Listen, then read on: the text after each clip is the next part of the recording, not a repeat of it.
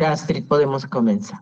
Sí, podemos comenzar. Número 19 en tablilla, siendo las 8:32 de la mañana, se da cuenta de la audiencia en el recurso de casación 1798-2022, encontrándose presente en el sistema de videoconferencia el señor fiscal supremo adjunto Denis Pérez Flores, representante de la Segunda Fiscalía Suprema en lo Penal, parte recurrente. Mediante resolución de fecha 24 de octubre del 2024, se declaró bien concedido el recurso de casación interpuesto por la representante del Ministerio Público por la causal contenida en el numeral 3 del artículo 429 del Código Procesal Penal contra la sentencia de vista del 23 de mayo del 2022 expedida por la Segunda Sala Penal de Apelaciones de la Corte Superior de Justicia de Ancash, que revocó la sentencia de primera instancia de fecha 27 de abril del 2021 expedida por el segundo juzgado penal unipersonal, que condenó a Eli Yocochi Morales Evangelista como autor del delito contra la familia, omisión de asistencia familiar en agravio de su menor hija, y le impuso 1 año de pena suspendida y reformándola lo absolvió. Muchas gracias. En el recurso de casación se encuentra presente la parte recurrente del Ministerio Público. Así que vamos a escuchar al señor doctor Denis Pérez Flores, fiscal supremo adjunto. Tiene el uso de la palabra, doctor. Muchas gracias. Ante todo, buenos días, señor presidente, señoras y señores jueces supremos y defensas que se conectan a esta sala de audiencia virtual. En efecto, señor presidente, se trata del recurso de casación interpuesto por la Primera Fiscalía Superior Penal de Ancash contra la sentencia de vista de fecha 23 de mayo del 2012, emitida por la Segunda Sala Penal de Apelaciones de la Corte Superior de Justicia de Ancash, que por unanimidad revocó la sentencia contenida en la resolución 7 de fecha 27 de abril del 2021, que condenó a Eli Yocochi Morales Evangelista como autor del delito de omisión de prestación de alimentos en agravio de su hija, y reformándolo lo absolvió del proceso al procesado de la acusación fiscal. En el caso concreto, el correlato de la acusación fiscal, el juzgado de primera instancia condenó a Eli Yocochi Morales Evangelista como autor del delito de omisión de prestación de alimentos en agravio de Eli Astrid Morales Celestino. El ACUO concluyó que el procesado no cumplió con pagar la liquidación de pensiones alimenticias devengadas de fecha 17 de diciembre del 2018 por un monto total de 3.127 soles, correspondiente al periodo comprendido del 10 de febrero del 2018 al 9 de noviembre del mismo año. Con relación al principal argumento del encausado, el juzgado penal unipersonal señaló que la sentencia de vista de fecha 7 de noviembre del 2019, que confirmó la decisión judicial de exonerar la prestación de alimentos al imputado, entiéndase que es una sentencia en la vía civil, el juzgado unipersonal indicó que surte efectos desde la fecha en que fue expedida, determinó que no cabe retrotraer sus alcances al día siguiente en que fue notificada la demanda que la originó. Esto de fecha 19 de octubre del 2017, pues el artículo 568 del Código Procesal Civil no es aplicable analógicamente al proceso de exoneración de alimentos. Ahora bien, interpuesto el recurso de apelación, la Sala Superior decidió revocar la sentencia condenatoria de primera instancia y absolver de la acusación fiscal al encartado. Argumentó que la sentencia de exoneración de alimentos surte sus efectos desde la fecha de la notificación del auto que admite la demanda en dicho proceso. Esto último en virtud de una interpretación analógica de los artículos 568 y 571 del Código Procesal Civil, lo cual indica que si en el proceso de alimentos la liquidación de pensiones devengadas y de los intereses se computa a partir del día siguiente de la notificación de la demanda, tan igual debe acontecer en el proceso de exoneración de alimentos, que aplica lo que se conoce como liquidación en contra. El colegiado superior concluyó que como la demanda de exoneración de alimentos fue notificada el 19 de octubre del año 2017, no le es exigible al procesado el pago de la liquidación de pensiones devengadas correspondiente al periodo febrero a noviembre del 2018 y que por tanto no se configura el delito imputado. Como es advertirse, esta controversia surgida en el presente proceso penal estuvo orientada a determinar el momento desde el cual surte efectos una sentencia firme de exoneración de alimentos expedida en un proceso civil. Para ello, los órganos jurisdiccionales de instancia efectuaron un análisis interpretativo contrapuesto respecto a los alcances de los artículos 568 y 571 del Código Procesal Civil. Sin embargo, en esta casación interpuesta, la sala superior interpretó de manera errónea los artículos 568 y 571 del agotado Código Adjetivo Civil, dado que el artículo 568 de la referida norma establece que las pensiones de alimentos devengados se liquidan desde el día siguiente de la notificación de la demanda. Por su parte, el artículo 571 autoriza en lo pertinente una aplicación extensiva de las reglas que rigen el proceso de alimentos a otros procesos, entre ellos el proceso de exoneración de obligación alimentaria. La regla que establece computar la liquidación de pensiones de alimentos desde el día siguiente de la fecha de notificación de la demanda está directamente vinculada al carácter tuitivo y al objeto proveedor, obligación de dar en el proceso de alimentos. En este proceso no se discute una obligación cualquiera, sino el aseguramiento de los medios necesarios para la subsistencia del beneficiario con la pensión alimenticia. De ahí su relevancia constitucional y la procuración de su máxima eficacia. En cambio, el proceso de exoneración de alimentos carece de dicha naturaleza tuitiva y no tiene pues un objeto proveedor y por el contrario su fin es cesar con la obligación alimentaria. La existencia de fines y objetos diferentes entre ambos procesos, alimentos y exoneración, como es evidente, imposibilita la aplicación analógica de las reglas que regulan los efectos de sus sentencias estimatorias, entre ellas que establece que el artículo 568 del Código Procesal Civil efectivamente, exclusivamente atañe al proceso de alimentos. En consecuencia, acorde al parámetro de pertinencia exigido por el artículo 571 del Código Procesal Civil, la norma procesal que dispone el efecto retroactivo de la sentencia de alimentos no es extensible al proceso de exoneración alimentaria. Asimismo, señores jueces supremos, es importante mencionar, a modo de referencia, que el tema objeto de este recurso fue abordado por la Justicia Civil en una sesión plenaria de la Corte Superior de Justicia del Callao en el 2012, 13 de diciembre. En este pleno jurisdiccional distrital, por unanimidad se estableció lo siguiente, ¿no?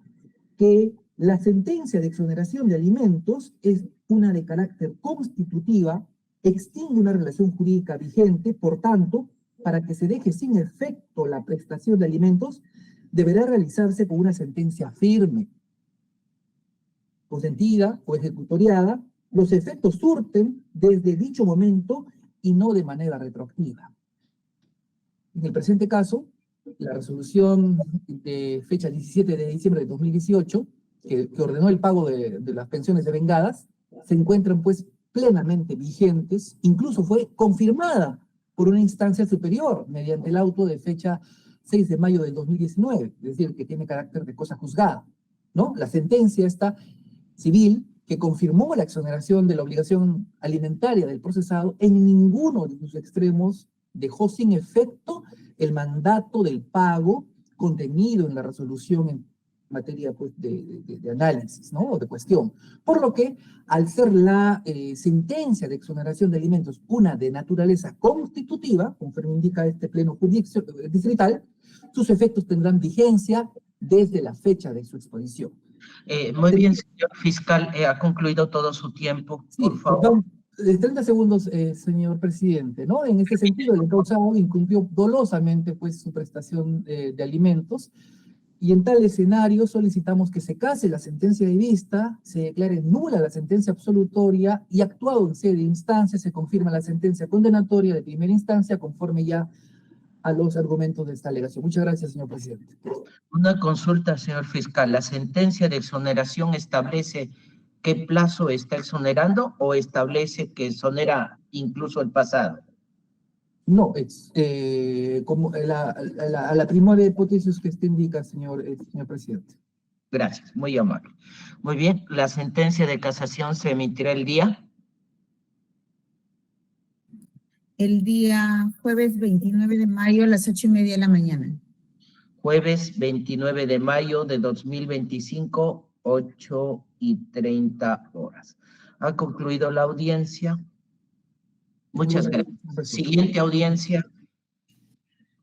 Número 20 en tablilla, siendo las 8:43 de la mañana, se da cuenta de la audiencia en el recurso de casación 1873-2023, encontrándose presente en el sistema de videoconferencia el señor defensor público Rommel Gutiérrez Lazo por el imputado recurrente Pepe Lucho Lobón Almirón. Mediante resolución de fecha 7 de noviembre del 2024, se declaró bien concedido por la causal 1 del artículo 429 del Código Procesal Penal el recurso de casación interpuesto por la defensa técnica del sentenciado Pepe Lucho Lobón Almirón contra la sentencia de vista de fecha 22 de mayo del 2023, emitida por la Sala Mixta Descentralizada e Itinerante de Camaná de la Corte Superior de Justicia de Arequipa, en el extremo que confirmó la sentencia de primera instancia de fecha 9 de agosto del 2022, que condenó al referido procesado como coautor del delito contra la seguridad pública en la modalidad de tenencia ilegal de armas en agravio del Estado. Le impuso 6 años de pena privativa de libertad y fijó en 500 soles el monto por concepto de reparación civil. Muy amable, el señor doctor Rommel Gutiérrez Lazo, por los intereses del recurrente. Le escuchamos, doctor. Sí, buenos días, señor presidente, y a los señores y señores integrantes de esta Suprema Sala. Sí, se ha declarado bien concedido el recurso interpuesto por mi patrocinado, el señor Pepe Lucho Lobón Almirón, por la causal 1 del artículo 429 del Código Procesal Penal.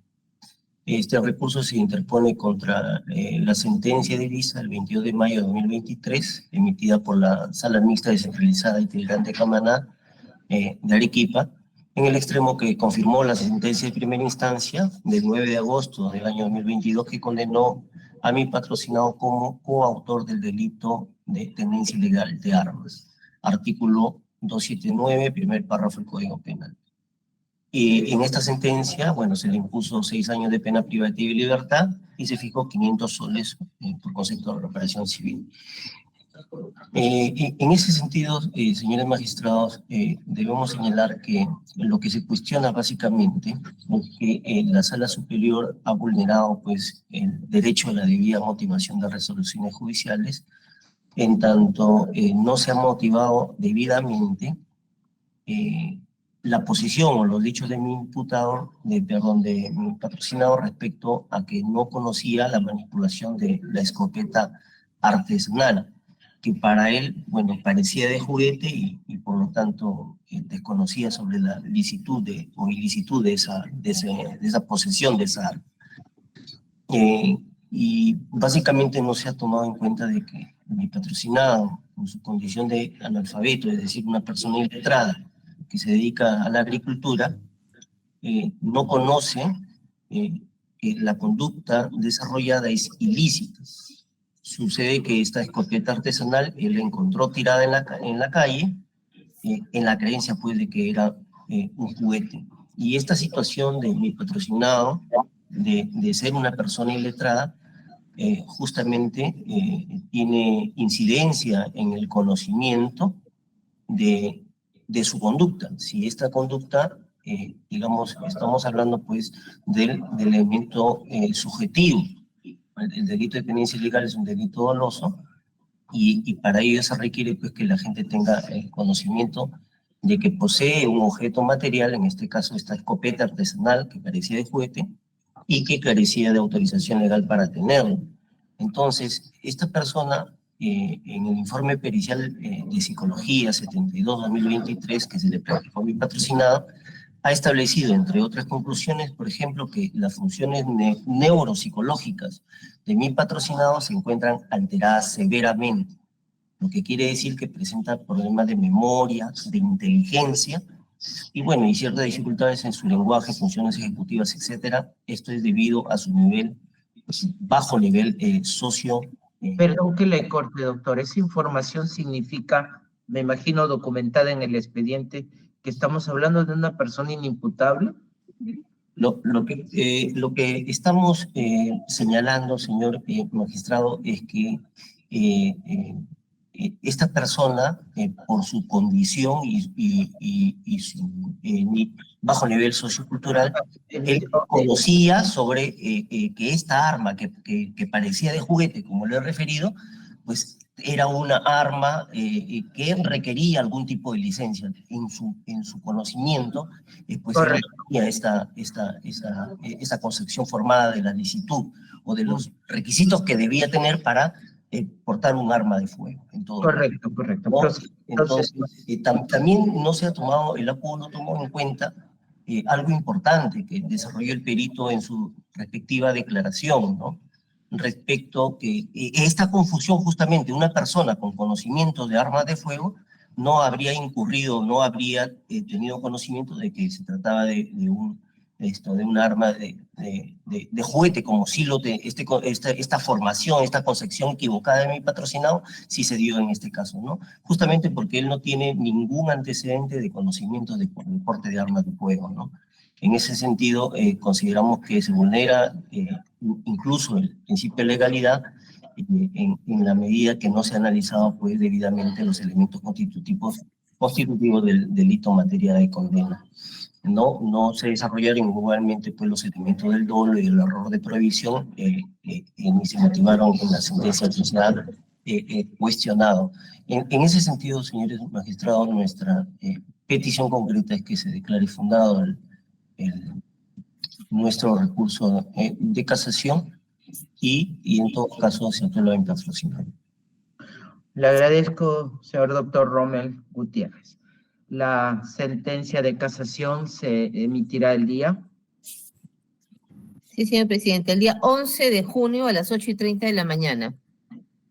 11 de junio 2025, 8:30 horas.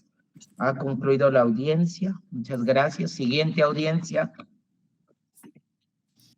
Número 21 en tablilla, siendo las 8:50 de la mañana, se da cuenta de la audiencia en el recurso de casación 3528-2023, encontrándose presente en el sistema de videoconferencia el señor abogado Eladio Saavedra Maldonado por el imputado recurrente Néstor Pérez Tarazona y el señor abogado Óscar Cubas Barrueto por el imputado recurrente Carlos Mateo Itueros.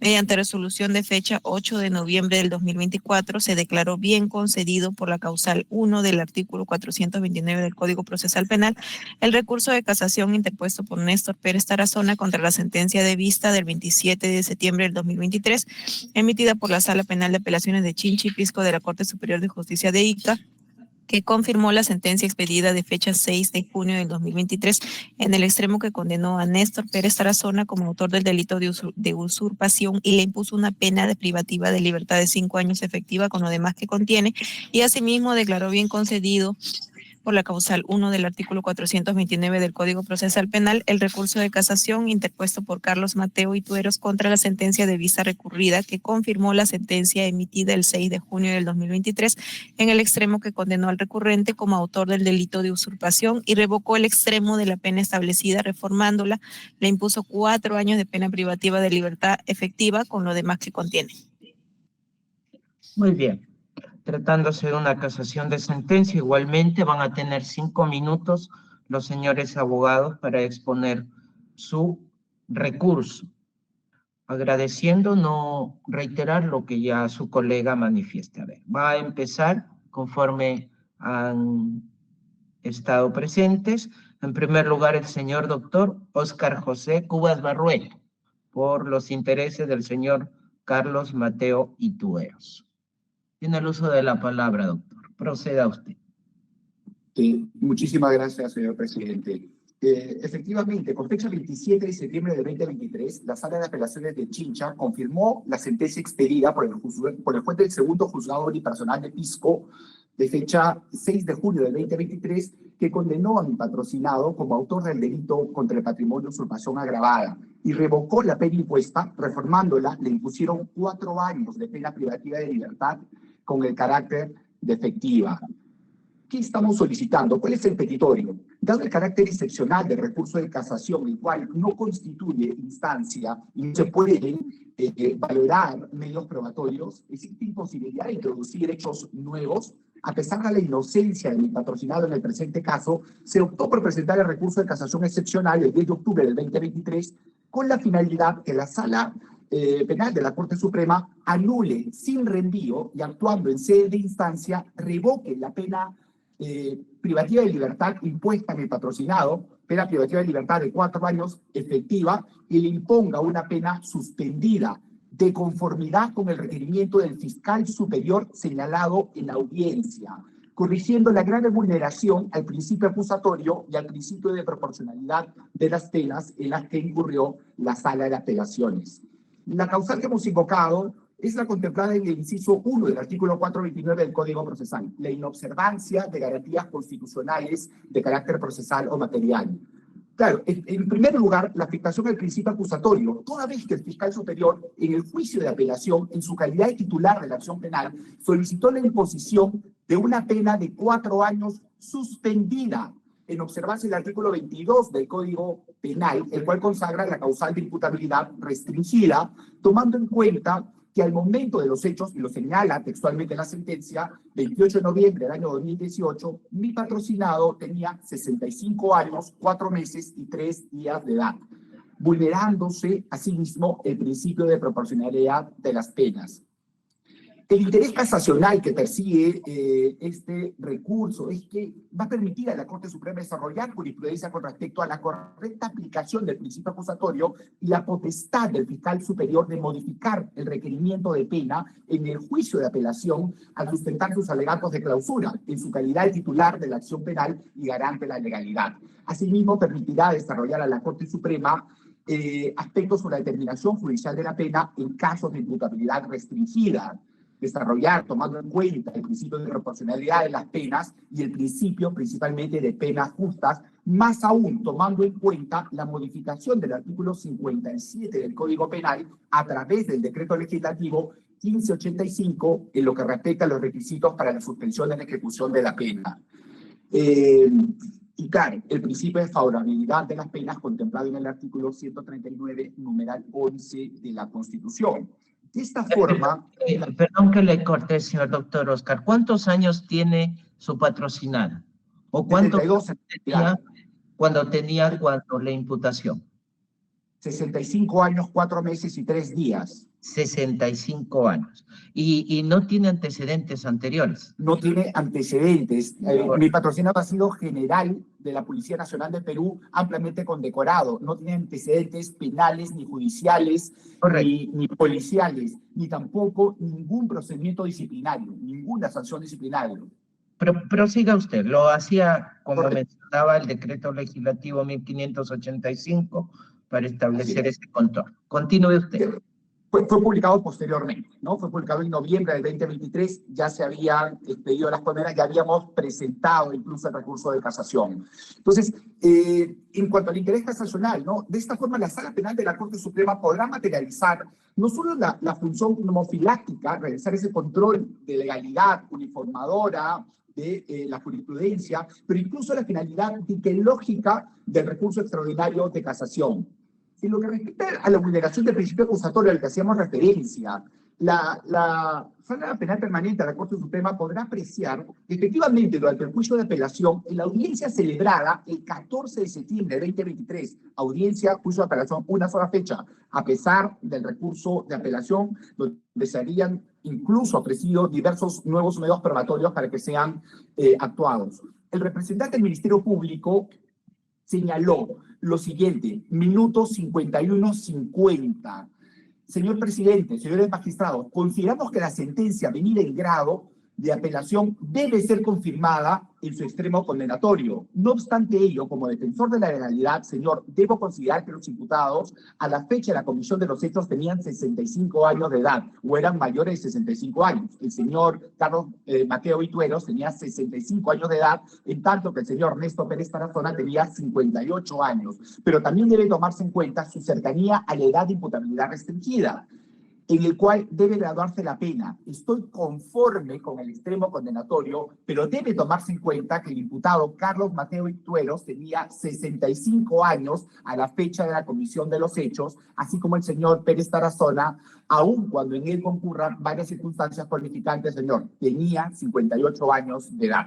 Solicito 4 años de pena privativa de libertad con ejecución suspendida para ambos, con reglas de conducta bastante rígidas, señor presidente. Finalizó sus alegatos de clausura en el minuto 54:49.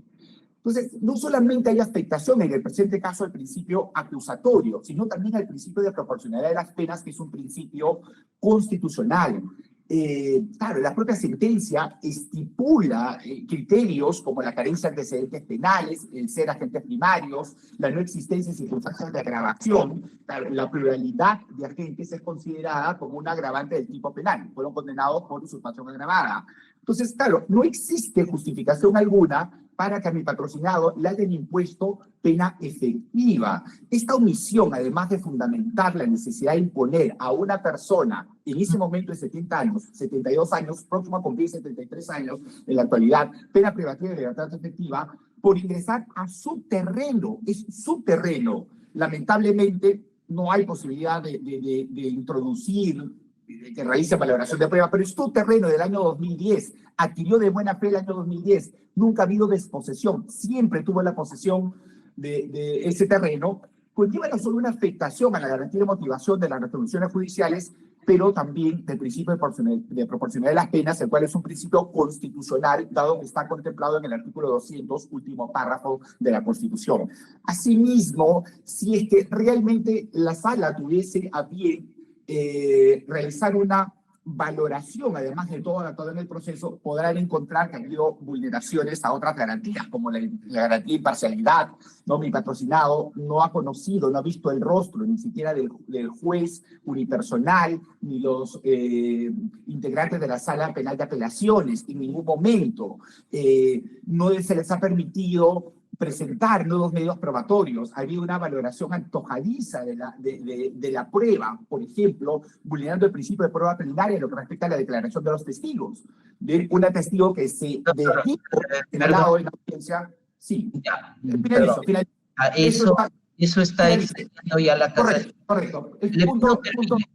Le pido terminar. 30 segundos para terminar. Entonces, claro, el punto 7.10 de la sentencia no claramente acredita esta vulneración al derecho fundamental a la prueba. Por todas estas consideraciones, al estar debidamente acreditadas las afectaciones a garantías constitucionales, al ser mi patrocinado una persona mayor de 72 años de edad en la actualidad, mayor de 65 al momento de comisión de los supuestos hechos, de los hechos imputados, al ser un general, además de la Policía Nacional, sin antecedentes penales, ni judiciales, ni policiales, ni ninguna sanción administrativa, ni disciplinaria, por el contrario, con múltiples condecoraciones, al haber sido injustamente condenado a una pena efectiva en contravención a lo solicitado por la Fiscalía Superior, lo cual debe ser corregido por la Sala Suprema Penal Permanente, solicitamos a la digna sala se sirvan declarar fundado el presente recurso de casación en todos sus extremos. Eso es todo. Muchas gracias. Le agradezco a usted. El señor doctor Eladio Saavedra Maldonado, por los intereses del señor Néstor Pérez Tarazona, tiene el uso de la palabra. Muchas gracias, señor presidente y señores miembros de esta honorable sala. Me corresponde, señor, formular el alegato en favor de mi patrocinado Néstor Pérez Tarazona. No sin antes precisar que el que me ha antecedido en la palabra, el doctor Cubas, ha expuesto ya genéricamente esbozado lo que es el delito, lo que ha dicho y ha precisado. Yo, sin embargo, señor, para no repetir, voy a referirme a otros aspectos del ilícito penal. Entonces, señor, diré ¿cuál es el basamento del señor representante del Ministerio Público para que formule una acusación? Tiene como basamento el artículo 202, inciso 2 del Código Penal. ¿Qué dice a la letra, señores magistrados? Dice así: el que con violencia, amenaza, engaño o abuso de confianza despoja a otro. Ahí me quedo, señores, para señalar taxativamente que mi patrocinado, una persona de 65 años en ese entonces, ahora tiene 72 años. Entonces, señor,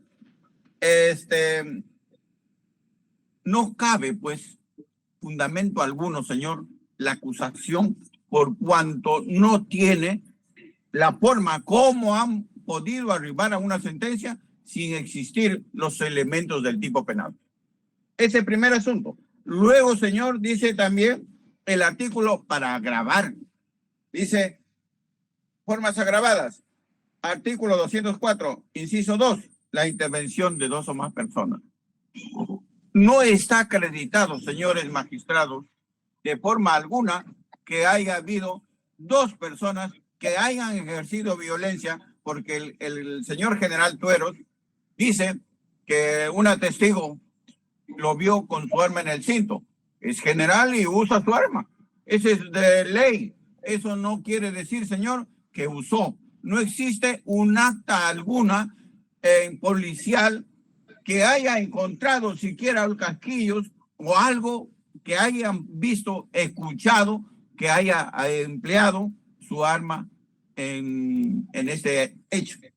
Y luego, señor, leída la acusación, vemos, pues, señor, que carece del principio de imputación necesaria.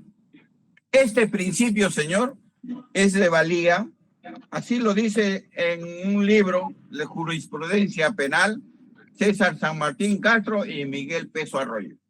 En su página, señor, 435, reza y dice lo siguiente: este recurso de nulidad 956, estoy hablando del 2011, y los hechos han sucedido el 2003.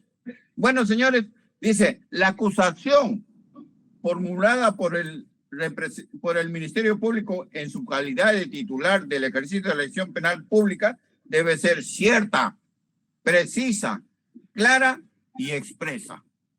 En la acusación no es así. E incluir una descripción suficiente, detallada, de los hechos considerados punibles y que se le imputan y del material probatorio en que se fundamenta. Material probatorio en que se fundamenta. Y como voy a pasar a señalar, dice ahora, por tanto, no es suficiente que la acusación cuente con una simple enunciación de los supuestos de hecho contenidos en las normas penales. Es necesario los supuestos de hecho que tengan un adecuado correlato fáctico. Eso no existe, señor. Debidamente diferenciado, limitado respecto a cada uno de los encausados. Esto, señor, yo lo tengo acá, la acusación, y en ninguna parte he podido, así está, petitorio, formula el requerimiento de la acusación directa, dice identificación del imputado, identificación de la parte agraviada, tercero civilmente responsable, descripción de los hechos, circunstancias posteriores, elementos de convicción. En ningún momento está, señor, cuáles son los elementos para la imputación necesaria de la descripción del hecho y cuáles son los elementos de prueba para cada uno. Y ya no está, señor, vigente la prueba común para todos los procesados. Eso es, señor, nos lleva y acarrea, lógicamente, señor, una investigación que se ha hecho en forma antojadiza, negando el valor probatorio, negando adjuntar pruebas, a probar el hecho. Entonces, señor magistrado, la defensa del señor Néstor Ramírez Tarazona solicita que nuestro recurso sea declarado fundado en todas sus partes Y actuando en justicia, lo que ha solicitado el representante del Ministerio Público no es tanto verdad, señor. Yo solicito en contrario, y habiendo tomado debida nota tanto de las normas penales como del recurso de nulidad y otra jurisprudencia que también voy a señalar que... Señor abogado, disculpe usted, señor doctor, ya se le acabó su tiempo. Concluya su pretensión para poderle entender. Muchas gracias, señor. Entonces, concluyo señalando que mi patrocinado es una persona en la actualidad que tiene 72 años de edad.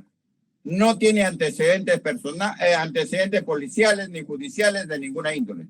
Mi patrocinado es una persona de bien y que se debe tener en cuenta y que la sentencia venida en casación a su despacho sea la justicia, impartan justicia en nombre del pueblo y que la sentencia sea revocada en todos sus extremos, declarado fundado nuestro recurso y absuelvan de la acusación fiscal a mi patrocinado. Muchas gracias, señores magistrados. ¿Qué ocurrencia? Gracias a usted. Señor presidente, si me permite una pregunta. No, hágala, doctor. Bien, señor abogado defensor de Pérez Tarazona, usted indica que su patrocinado era mayor de 65 años, pero hemos escuchado a su colega que él tenía entonces, a la época de los hechos, 58 años. ¿De repente hay un error en la edad? No, señor, esa es la edad, en los 58 años tenía en el momento de los hechos. Yo estoy hablando de ahora, señor. Bien, eso es todo, señor presidente. La sentencia se emitirá el día entonces. 10 de junio a las 8:10 de la mañana. Entonces, 10 de junio 2025, 8:10 horas. Se emitirá la sentencia. Con lo cual ha concluido la audiencia. Gracias. Siguiente audiencia. Muchas gracias, señores magistrados. Voy a salir. Muchas gracias. Puede retirarse. Señor presidente, me informa el secretario de la doctora Vázquez que el doctor Prado está esperando a la doctora Vázquez. No sé si me dijeron que de repente consulte si podríamos reprogramar la audiencia o cómo es que se procede. A ver, habíamos quedado que terminamos 9:30.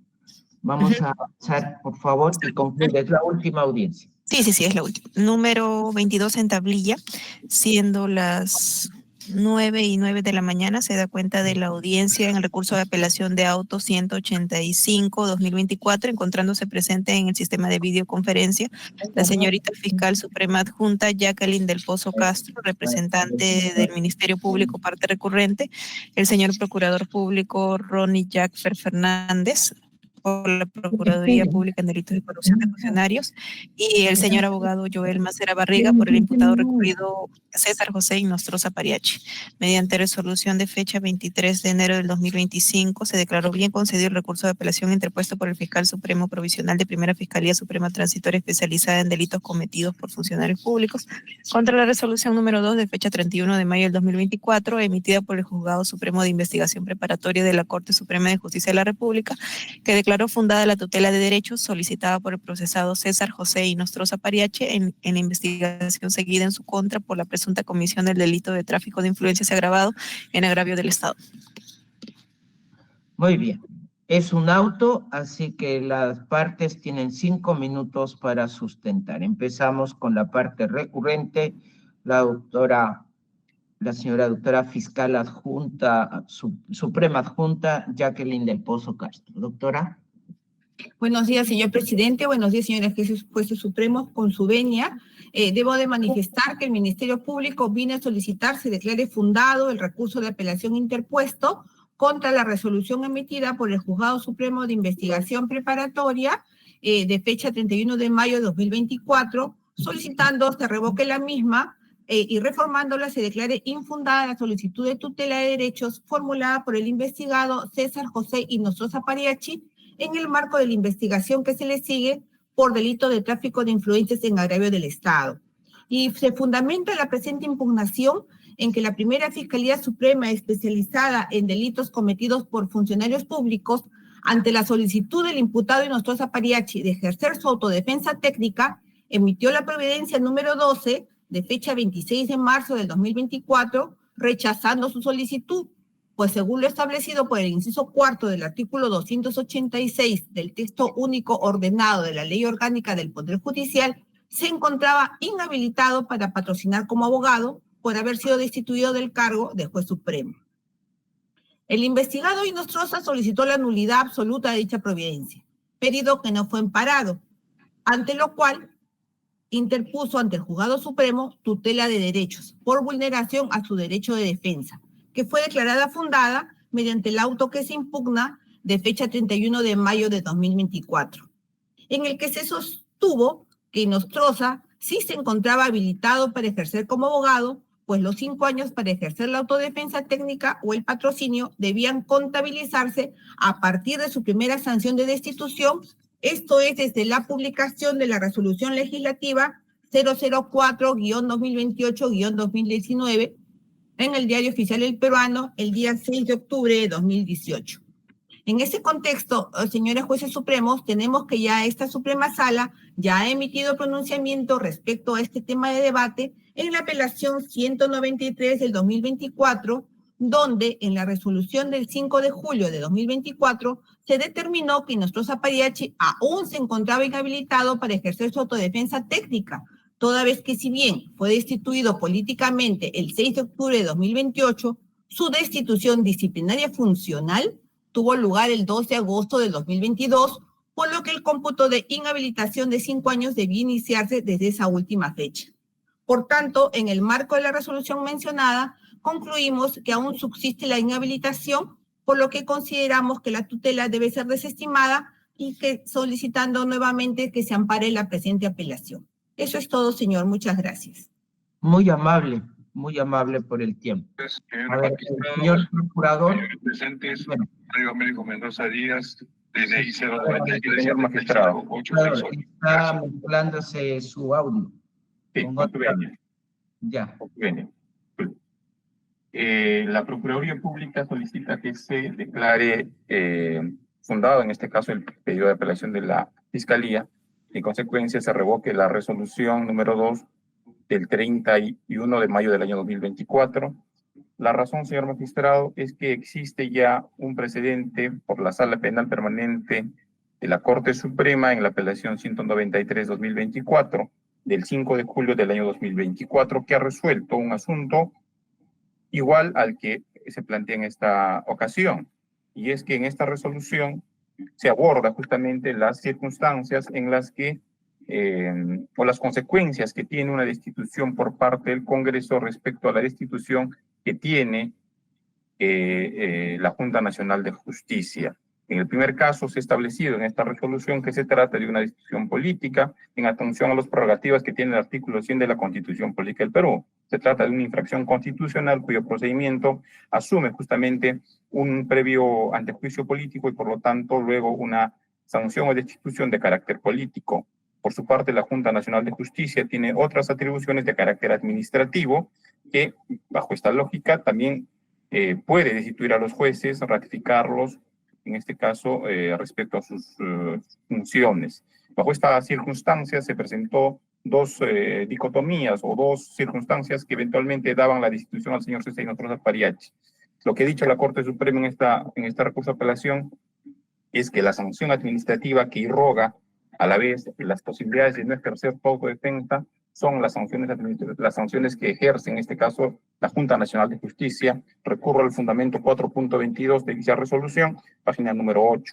Hace referencia a que en el primer caso, la destitución del juez por parte del Congreso de tendencia política, y la segunda, de naturaleza jurídica, y por lo tanto la segunda tiene consigo las posibilidades de inhabilitar a el funcionario, en este caso, juez supremo. Tomando en consideración esa premisa, se ha establecido que la resolución que destituye al señor Inostroza, la primera, la administrativa, la 082-2022, del 2 de agosto del año 2022, lo inhabilita por 5 años. Por lo tanto, al hacerse el cómputo 2022, 2020, más 5 años serían el año 2027, eventualmente, en el que el señor Inostroza podría realizar su autodefensa. Por esa razón, consideramos, señor magistrado, que habiendo sentado ya un precedente vuestra sala, en este caso, con la ponencia del doctor Sequeiros Vargas, y con la, en este caso, conformación de sala del doctor presidente de la sala, doctor Luján Tupes. En todo caso, se estableció que de esa forma debía interpretarse esta circunstancia de inhabilitación. Por lo tanto, la resolución número 2 del 31 de mayo del año 2024 resulta ser, en este caso, infundada, debería revocarse por esas consideraciones, y atendiendo a lo que el Ministerio Público ha fundamentado, consideramos que en efecto es fundada su apelación. Por tal razón solicitamos que se revoque la resolución recurrida y reformándola se declare conforme se ha expresado en esta audiencia. Muchas gracias. Muy amable, señor procurador. Damos el uso de la palabra a la defensa técnica del doctor César Inostroza Pariache, señor doctor Macera. Por favor. Muchas gracias, señor presidente. Muy buenos días, señores jueces supremos. El presente caso, señores jueces supremos, tiene que ver con una errónea interpretación del artículo 286.4 del Código Procesal Penal. Errónea interpretación. ¿Por qué? Porque se hace, desde nuestro punto de vista, señor magistrado, una interpretación restrictiva, vulnerando el artículo 7, Romanos, punto 3 del Código Procesal Penal, que señala la ley que coacte la libertad o el ejercicio de los derechos procesales de las personas, así como que limite un poder conferido a las partes, establezca sanciones procesales, será interpretada restrictivamente. La interpretación extensiva y la analogía quedan prohibidas mientras no favorezca la libertad del imputado o el ejercicio de sus derechos. Y además, no se realiza una interpretación sistemática teniendo en cuenta el artículo 100 de la Constitución Política del Perú, que le otorga facultades sancionadoras, en este caso al Congreso de la República, respecto a altos funcionarios públicos, y el artículo 2, literal F de la Ley Orgánica de la Junta Nacional de Justicia. ¿Qué planteamos nosotros, señores jueces supremos? Respecto a la interpretación sistemática, se tienen que tener en cuenta estos artículos, el 100 de la Constitución y la Ley Orgánica de la Junta Nacional de Justicia, e interpretarse el artículo 286.4, que es el que inhabilita a mi defendido a ejercer patrocinio de la siguiente forma. En caso ocurra una sanción por un procedimiento constitucional respecto a un alto funcionario e interviene primero el Congreso, desde la fecha en que se impone la sanción, se deberá inhabilitarlo para el ejercicio de la profesión. En caso intervenga la Junta Nacional de Justicia, porque se puede dar el supuesto, se interpreta o se computa la sanción desde que se emite esta sanción por parte de la Junta Nacional de Justicia.